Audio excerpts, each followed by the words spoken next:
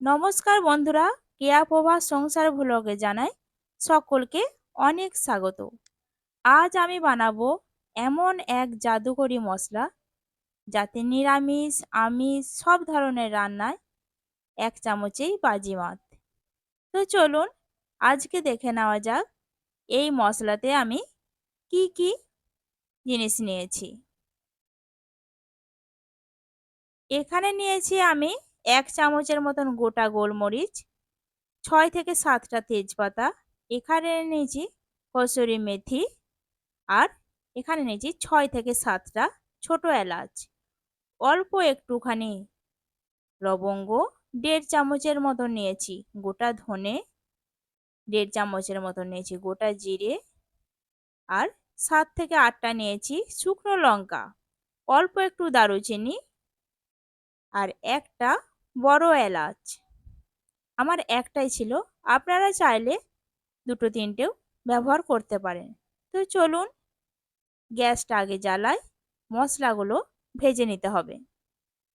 আর এটা একদম লো ফ্লেমে ভাজবেন, গ্যাসটা বেশি বাড়াবেন না, মশলাগুলো না হলে পুড়ে যাবে। আমার তাওয়াটা একটু গরম হতে যেটুকু সময় লাগলো।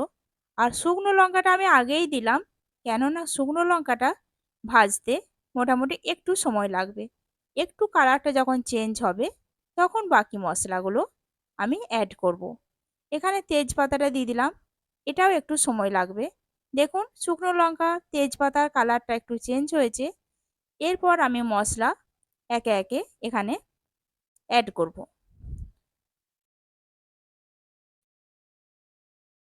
অল্প একটুখানি দারুচিনি দিলাম, গোলমরিচ, লবঙ্গ, এলাচ, এই মশলাগুলো ওই 1 মিনিটের মতন একটুখানি হালকা লো ফ্লেমে ভেজে নেব। তারপর বাকি মশলাগুলো আমি দেব।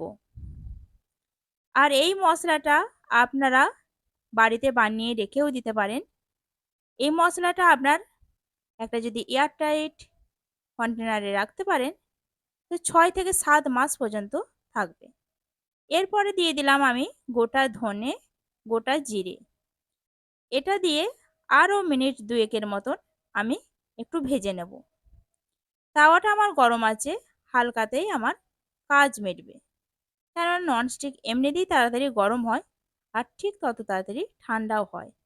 আমি গ্যাসটা বন্ধ করে দিলাম, তারপরে কসুরি মেথিটা দিয়ে দিলাম। আমার এতেই কাজ মিটে যাবে।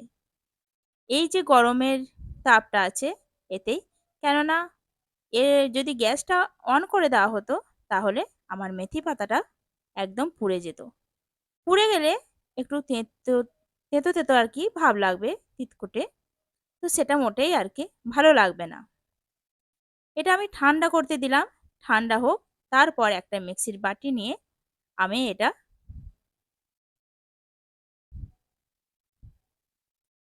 একটু গুঁড়ো করে নেব। মশলাটা আমার ঠান্ডা হয়ে গেছে।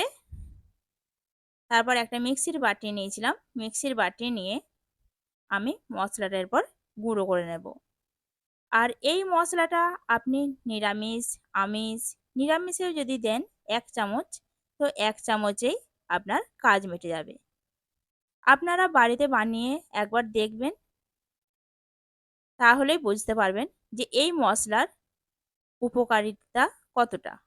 আমার মশলাটা এখানে গুঁড়োনো হয়ে গেছে, আমি এরকম একটা কৌটোতে রেখে দিলাম। আপনারা চাইলে একটা কন্টেনার বা একটা কাঁচের কৌটোতেও রেখে দিতে পারেন, জিনিসটা আরও ভালো থাকবে। আমার আপাতত কাঁচের কৌটোটা এখন নেই, খালি, সেই জন্য আমি এটাতেই রাখলাম। আর আপনারা বানিয়ে দেখবেন বাড়িতে যে মশলাটা কতটা সুস্বাদু করে। তো চলুন আজকের ভিডিওটা কেমন লাগলো, আর এই মশলাটা আপনারাও বাড়িতে একটু বানিয়ে দেখবেন। আজকের মতন ভিডিওটা এখানেই শেষ করলাম, কেমন লাগলো জানাবেন।